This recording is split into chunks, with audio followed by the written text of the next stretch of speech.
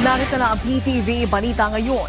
Magtutuloy-tuloy ang malalakas na ulan sa malaking bahagi ng Luzon sa mga susunod na oras dahil sa epekto ng bagyong Isang.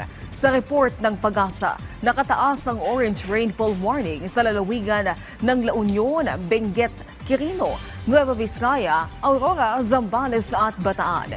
Yellow rainfall naman sa Metro Manila, Ifugao, Cagayan, Isabela, Nueva Ecija, Tarlac, Pampanga, Bulacan, Rizal, Laguna, Quezon, Camarines Norte, Camarines Sur, Pangasinan, Zambales at Bataan.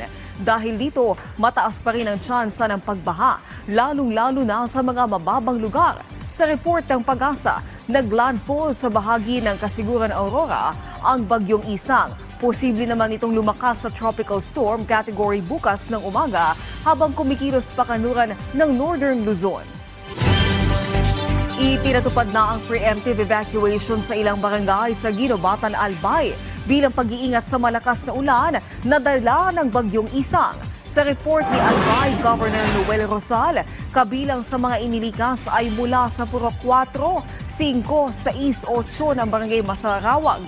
Mababatid na ang Masarawag ay malapit sa paanan ng Bulkang Mayon at ituturing na lahar at flood-prone area.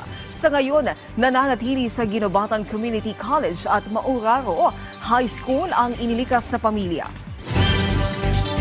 Ilang commuter ang na-stranded sa Maynila dahil sa mga binahang kalsada. Humingi tayo ng update doon. May report si Denise Osorio. Denise. Naomi, lubog sa baha ang ilang mga lugar sa lungsod ng Maynila dahil sa ulan na dala ng bagyong Isang. Sa TM Calao Avenue, pahirapan ang biyahe dahil sa mga tumirik na sasakyan sa baha. Maraming commuter ang stranded kaya napilitang sumakay sa ilang rubber boat. Lagpas gutter ang baha sa Pedro Hill, Taft Avenue at tapat ng NBI. Kanselado na ang klase sa lungsod ng Maynila. Naomi, sinuspinde na rin ng Korte Suprema ang pasok sa mga korte sa ilang mga lungsod ng Metro Manila dahil sa naranasang pag-ulan. Yan ang pinakahuling balita mula rito sa lungsod ng Maynila. Balik sa iyo, Naomi. Maraming salamat, Denise Osorio. At yan ang mga balita sa oras na ito. Para sa iba pang update, i-follow at i-like kami sa aming social media sites at PTV PH. Ako po si Naomi Timurcio para sa Pambansang TV sa Bagong Pilipinas.